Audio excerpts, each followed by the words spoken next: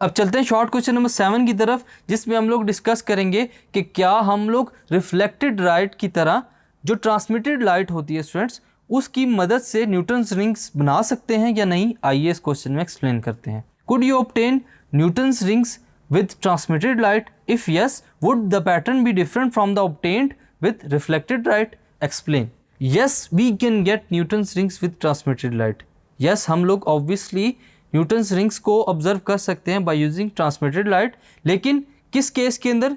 उस केस के अंदर स्टूडेंट्स जिसमें जो फ्रिंजेस पैटर्न होता है स्टूडेंट्स वो टोटली ऑपोजिट होता है रिफ्लेक्टेड पैटर्न के। यानी कि हम लोग देख रहे हैं कि अगर आप लोग फ्रिंजेस पैटर्न को ऑब्जर्व करना चाहते हैं तो वहाँ पर हम लोगों को देखना होगा कि जो फ्रिंजेस पैटर्न बन रहा है स्टूडेंट्स वो ऑपोजिट हो रिफ्लेक्टेड पैटर्न के। ये दो डिफरेंट पैटर्न्स हैं। अगर ये सेम एक्सपेरिमेंट के अंदर अचीव कर लिए जाएँ स्टूडेंट्स तो हम लोग ट्रांसमिटेड लाइट के थ्रू जो न्यूटन्स रिंग्स हैं उसको ऑब्जर्व कर सकते हैं।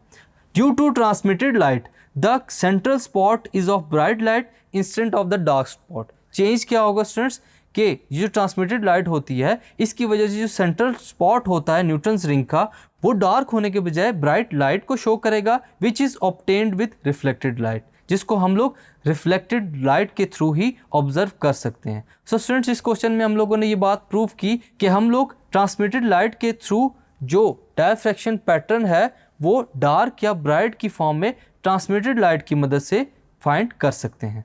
Thank you.